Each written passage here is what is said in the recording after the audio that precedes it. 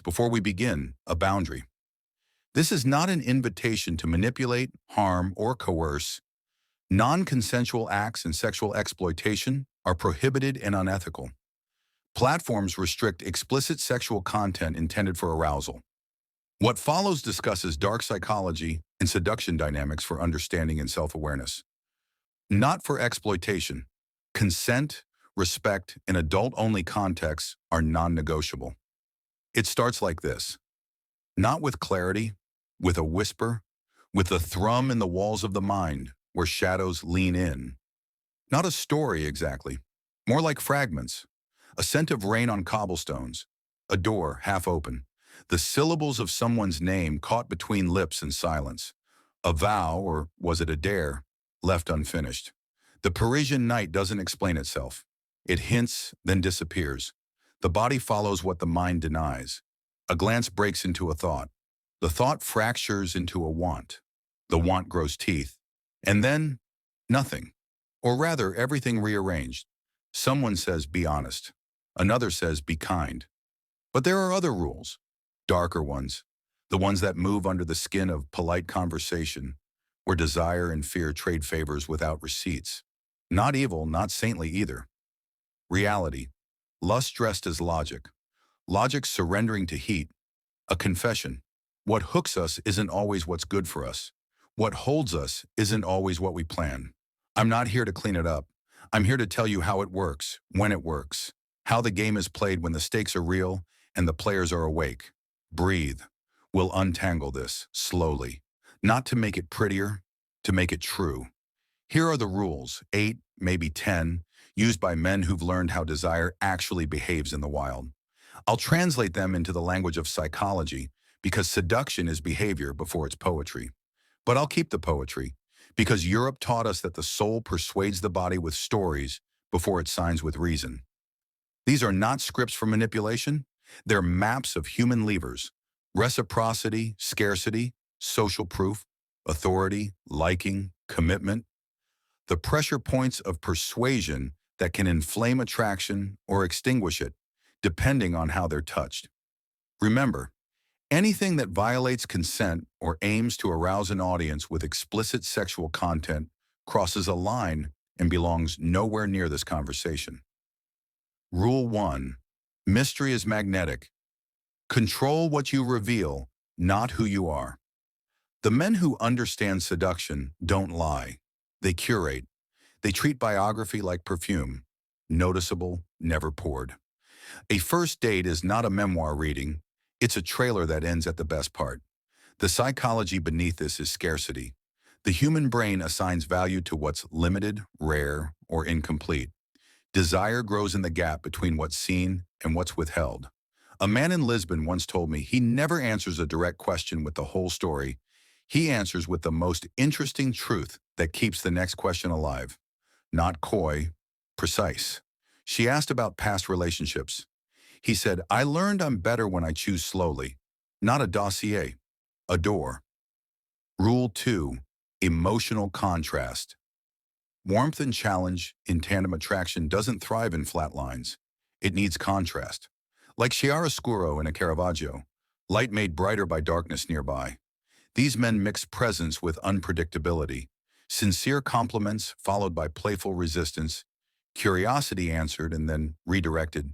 Invitation and pause. The psychology is intermittent reward.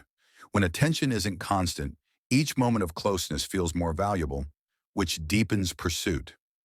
In Barcelona, a woman told me the most intoxicating moment wasn't the kiss, but the 2 breaths before it, when she wasn't sure if he would. And when he finally did, everything inside her said yes louder, because it had been allowed to wonder. Rule 3. Scarcity of attention. Silence as a signal. Lust amplifies in the absence of noise. Not ghosting, pacing. Attention delivered in considered portions turns each response into an event. A man in Milan answered messages with intention, not immediacy. He didn't perform availability, he honored meaning. She felt chosen, not managed. That distinction is everything. Rule 4. Frame control. Invite her into your world. People relax when someone sets a frame, without imposing or cornering. The dark psychology here is authority. Humans default to those who seem to know the terrain. A Parisian example: join me for a late chocolate at a quiet place near the river. I want to hear the story you didn't tell. Not a question mark begging permission, an invitation with a clear image and a gentle backbone. Rule 5. The art of tease. Playful edge without cut. Teasing done well is flavor, not venom. It's recognition under mischief. I see you, and I'm going to nudge your pride. A woman in Athens said she felt most alive when he challenged the story she told about herself, but proved with his attention that he admired her anyway. Rule 6. Social proof. Desirability is contagious. Who wants you changes how you're seen. The experienced men don't brag about admirers. They let their lives show they are chosen. In Berlin, she noticed how waitstaff greeted him, how he remembered names, how he introduced her with ease. No boast, just reality. Rule 7. Reciprocity. Give first, but not everything. Small, thoughtful gestures set a rhythm. A scarf when the wind turns.